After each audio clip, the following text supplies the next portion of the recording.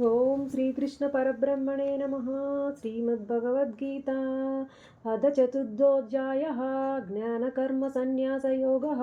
శ్రీభగవానువాచ ఇమం వివస్వతే యోగం ప్రోక్తవానహమవ్యయం వివస్వాన్మనవే ప్రాహ మనురిక్ష్వాకవే బ్రవీత్. ఏవం పరంపరా ప్రాప్తం ఇమం రాజర్షయో విదుః. సకాలే నేహ మహతా యోగో నష్టః పరంతప.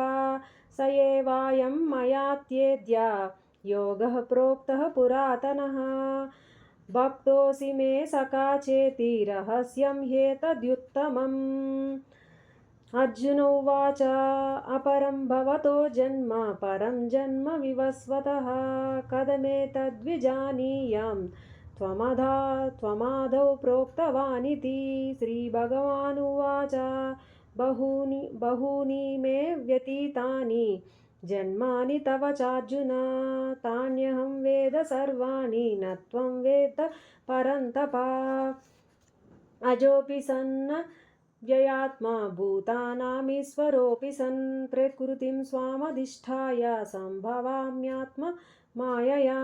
యదా యదా హి ధర్మస్య గ్లానిర్భవతి భారత. అభ్యుత్థానమధర్మస్య తదాత్మానం సృజామ్యహం. పరిత్రాణాయ సాధూనాం వినాశాయ చ దుష్కృతాం.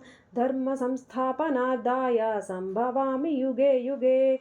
జన్మ కర్మ చ మే దివ్యం ఇవం యో వేత్తి తత్వతః. త్యక్త్వా దేహం పునర్జన్మ నైతి మామేతి సోర్జున.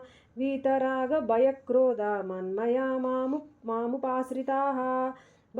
బహవో జ్ఞాన తపసా పూతా మద్భావమాగతాః. ఏ యదా మాం ప్రపద్యంతే తాంస్తదైవ భజామ్యహం. మమావర్త్మానువర్తంతే మనుష్యాః పార్థ సర్వశః.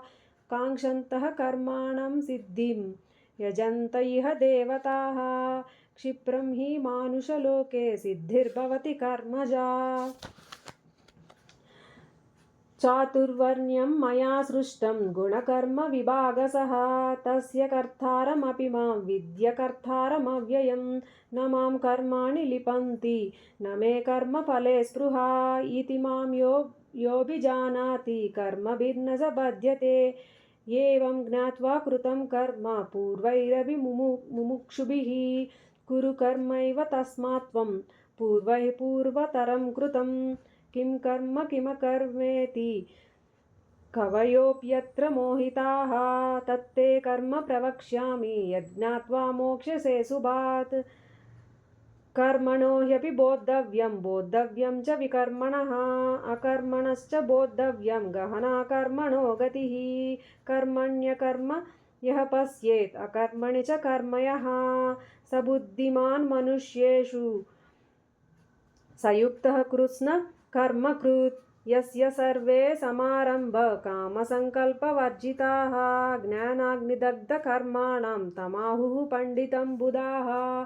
త్యక్త్వా కర్మఫలాసంగం నిత్యతృప్తో నిరాశ్రయః.